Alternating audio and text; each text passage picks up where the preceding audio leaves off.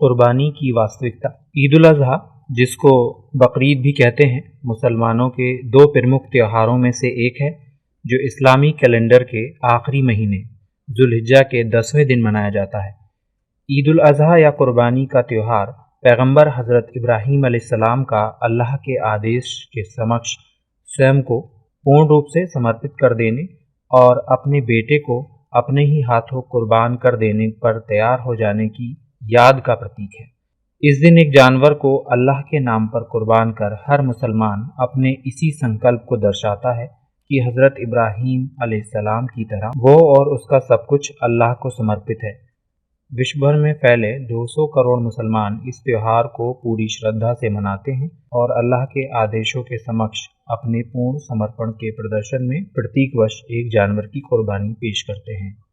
कुर्बानी का इतिहास। इस्लाम में कुर्बानी को इबादत माना जाता है और अब से 4500 वर्ष पूर्व हज़रत इब्राहीम अलैहिस्सलाम द्वारा स्थापित परंपरा के पालन में सारी दुनिया के मुसलमान ईद उल अज़हा के दिन जानवर की कुर्बानी करते हैं। इंसानों के मार्गदर्शन के लिए अल्लाह समय समय पर विभिन्न स्थानों पर अपने पैगंबर भेजता रहा है। सबसे पहले पैगंबर हज़रत आदम अलैहिस्सलाम थे और उन्हीं से मानवता का आरंभ भी हुआ। हज़रत मोहम्मद सल्लल्लाहु अलैहि वसल्लम आखिरी पैगंबर थे जो अब से लगभग 1500 वर्ष पूर्व मक्का में भेजे गए थे। हज़रत इब्राहीम अलैहिस्सलाम को अल्लाह ने इराक में भेजा और उन्होंने सारी दुनिया के इंसानों को एक ईश्वर की उपासना की ओर बुलाया।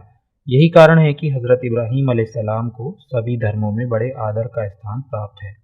अल्लाह का ये तरीका रहा है कि वो अपने नेक बंदों के प्रशिक्षण और उनमें मजबूती पैदा करने के लिए उनको विभिन्न प्रकार के परीक्षणों से गुजारता रहता है।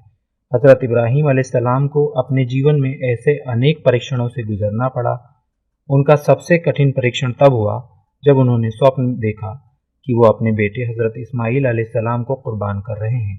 हज़रत इब्राहीम ने इसे अल्लाह का आदेश माना और अपने बेटे की स्वीकृति के साथ उन्हें कुर्बान करना चाहा, परंतु अल्लाह ने उन्हें रोक दिया और कहा कि बस तुम्हारी परीक्षा लेना उद्देश्य था जिसमें तुम पास हो गए। अल्लाह ने उसकी जगह एक जानवर की कुर्बानी करने का आदेश दिया। इस प्रकार उन्होंने और उनके बेटे ने ये साबित कर दिया कि उनका पूरा जीवन अल्लाह के लिए समर्पित है।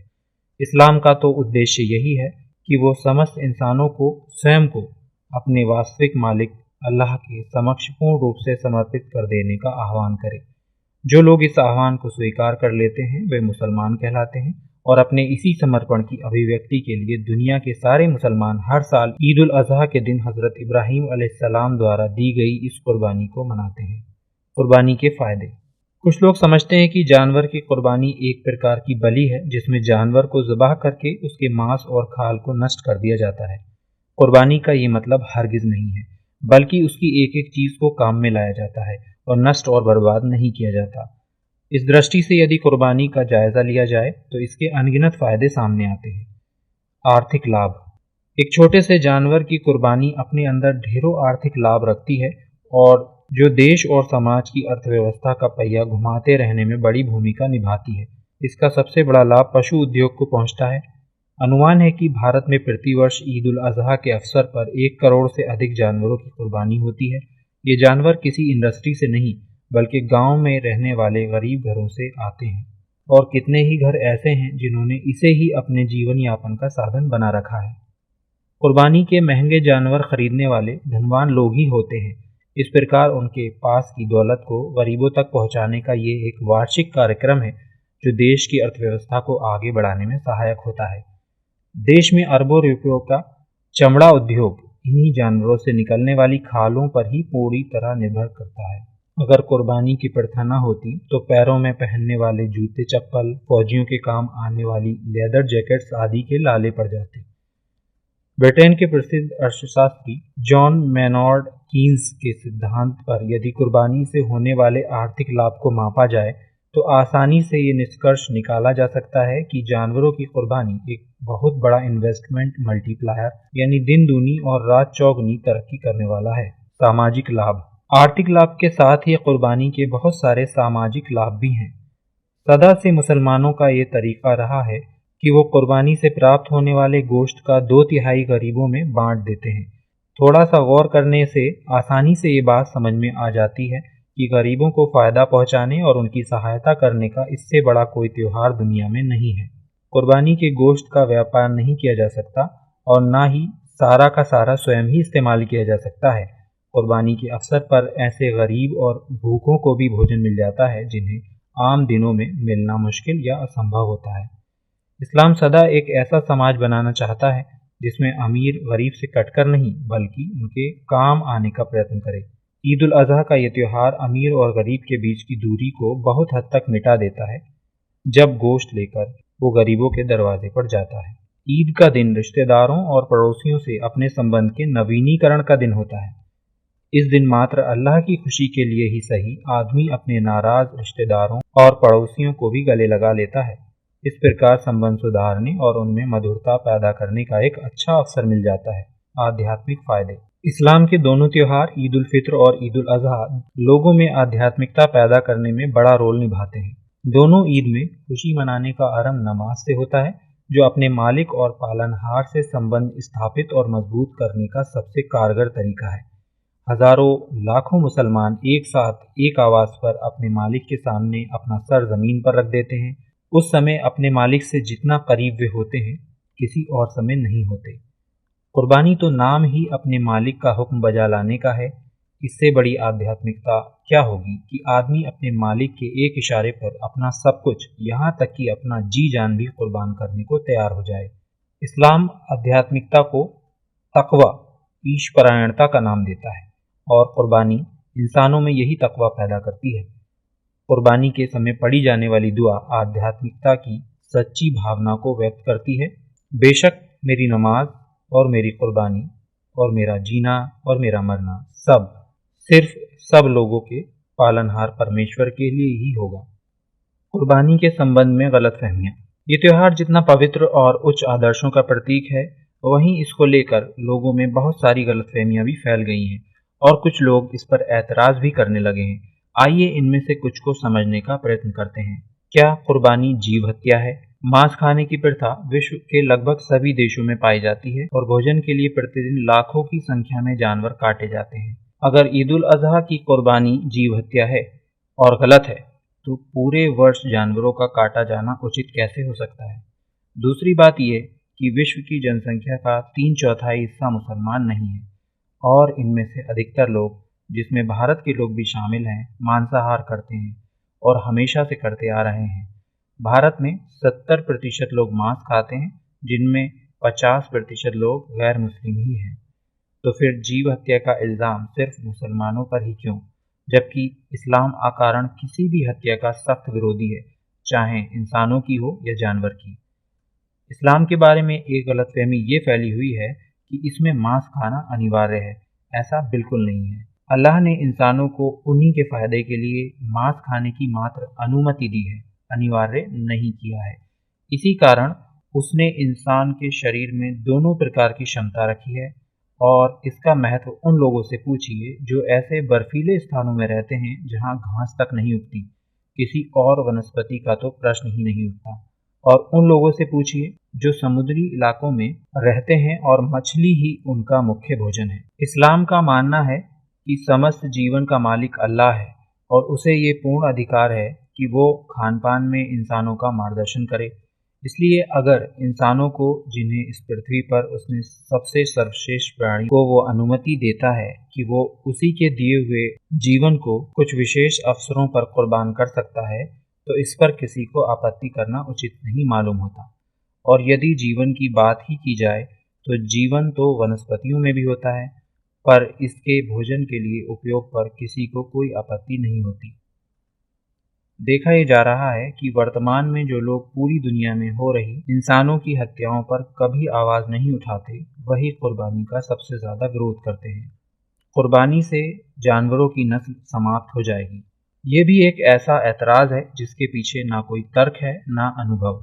जानवरों का खाने में उपयोग सदा से होता आ रहा है और लाखों वर्षों में जब कुर्बानी वाले जानवरों की नस्ल समाप्त नहीं हुई तो अब कैसे हो जाएगी।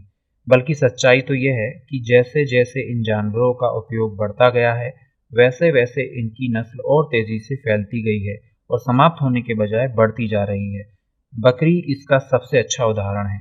जो कि लाखों की संख्या में रोज़ इस्तेमाल में आती है, पर उसमें कभी कमी नहीं हुई। हालांकि बकरी के एक साल में ज़्यादा से ज़्यादा 2 बच्चे होते हैं, जबकि कई दूसरे जानवर जैसे कुत्ता, बिल्ली आदि के 6 और 8 तक बच्चे होते हैं, पर उनकी मात्रा इतनी कभी देखने में नहीं आती जितनी बकरी की। इसी प्रकार मुर्गे और मछली की संख्या उपयोग के साथ बहुत तेजी से बढ़ती जा रही है। इस दुनिया को चलाने वाले इंसान नहीं, ईश्वर है, और वो हर चीज में आवश्यकता के अनुसार परिवर्तन करता रहता है। उसने इस दुनिया को चलाने का अपना एक तरीका बता दिया है। तुम जिस चीज को जितना खर्च करोगे, अल्लाह उसे उतना ही बढ़ाता जाएगा। इसलिए ये कहना कि कुर्बानी से जानवर खत्म हो जाएंगे, एक प्रकार से ईश्वर के अस्तित्व का ही इनकार है। कुर्बानी के पैसों को गरीबों में बांट देना चाहिए। गरीबों और समाज के अन्य वंचित लोगों की समस्याओं को दूर करने और उनके जीवन के स्तर को ऊपर उठाने का इस्लाम में भरपूर प्रावधान है, और जब कभी इस्लाम को स्वतंत्र रूप में कार्य करने का अवसर प्राप्त हुआ है, ऐसे लोगों की संख्या में तेजी से कमी आई है। पूरा इस्लामी इतिहास इस पर साक्षी है, इसलिए इस्लाम पर ये आरोप भी उचित मालूम नहीं होता। इस्लाम के दोनों त्योहार भी अपने अंदर गरीबों को साथ लेकर चलने का पूरा प्रावधान रखते हैं। ईद उल फित्र के दिन एक मुसलमान की नमाज स्वीकार नहीं होती यदि उसने गरीबों का हक उन तक नहीं पहुंचाया। कुर्बानी के जानवरों का 2/3 हिस्सा गरीबों में वितरित कर दिया जाता है, जिससे कि उन्हें भी अच्छा आहार प्राप्त हो सके। जानवर की खाल के पैसे भी गरीबों को देना जरूरी है। और सबसे बढ़कर इस्लाम में ज़कात की अनिवार्यता स्वयं में गरीबी को जड़ से समाप्त करने का सबसे बड़ा प्रावधान है।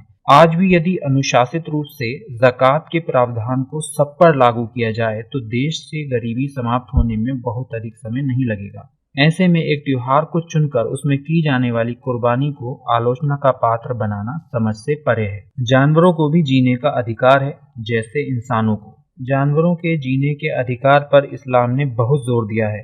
कुरान में अल्लाह ने बताया है कि इंसानों की तरह जानवरों, पक्षियों आदि के भी अपने गिरोह होते हैं, और वो भी अल्लाह का गुणगान करते हैं, पर इंसानों को इसका ज्ञान नहीं है। इस्लाम सिखाता है कि इस पृथ्वी पर इंसानों की तरह उन्हें भी जीने का अधिकार है। यही कारण है कि इस्लाम अनावश्यक रूप से या मात्र अपने शौक खेल के लिए किसी भी जानवर या अन्य जीव जंतु की जान लेने से मना करता है और उन पर किसी भी प्रकार के अत्याचार से रोकता है। इस्लाम का मानना है कि सभी जीवन अल्लाह की ओर से है और सभी की रक्षा होनी चाहिए। अल्लाह ने इन सभी के जीवन को एक दूसरे पर आश्रित कर रखा है। जमीन पर रेंगने वाले जीव अपने भोजन के लिए कीड़े मकोड़ों का उपयोग करते हैं। पक्षी भी कीड़े मकोड़े खाकर ही अपना जीवन चलाते हैं, और जंगल के बड़े जानवर अपने से छोटे और कमजोर जानवर को अपने भोजन के लिए शिकार करते हैं। यह ईश्वरीय नियम है और इसी के अंतर्गत इन सब का अस्तित्व बाकी है। भोजन के लिए उपयोग में लाए जाने वाले इन सभी जीव जंतुओं को क्या जीने का हक नहीं है? अवश्य है, पर इन सब का जीवन एक दूसरे के लिए ही बना है और इसमें कोई किसी पर जुल्म नहीं कर रहा है। इस धरती पर इंसान का स्थान समस्त जीव जंतुओं में श्रेष्ठतम है, इसलिए अल्लाह के बनाए हुए इस नियम के अंतर्गत उसे भी अपने भोजन के लिए दूसरे जानवरों का उपयोग करने का अधिकार पहुंचता है। ये उनके अधिकारों का हनन नहीं, बल्कि अपने अधिकार का इस्तेमाल और उन जानवरों का सही इस्तेमाल है। ये समस्त जीव जंतु इंसानों के लिए ही बने हैं और इंसान अल्लाह की निश्चित की हुई सीमाओं के अंदर इनका इस्तेमाल कर सकता है। समापन। इस प्रकार ये बात आसानी से समझी जा सकती है कि कुर्बानी एक उपासना है जो इंसानों और उनके पैदा करने वाले मालिक के बीच कुर्ब, निकटता पैदा करने का माध्यम है। उसका ये आशय नहीं होता कि कुर्बानी का खून और गोश्त अल्लाह तक पहुंचाए, बल्कि वो तो अपने हृदय की भावनाओं को उसके सामने प्रस्तुत करता है। कुरान ने ये स्पष्ट भी कर दिया है कि अल्लाह को खून और गोश्त नहीं, बल्कि तुम्हारी धर्मपरायणता पहुंचती है। न उनके मांस अल्लाह को पहुंचते हैं और न उनके रक्त, किंतु उसे तुम्हारा तकवा, धर्मपरायणता पहुंचता है। यही धर्मपरायणता और ईशपरायणता है जो इस्लाम अपने अनुयायियों में पैदा करना चाहता है, और ईद उल अजहा कुर्बानी की इस भावना को पैदा करने में एक सक्षम रोल निभाती आ रही है और आगे भी निभाती रहेगी।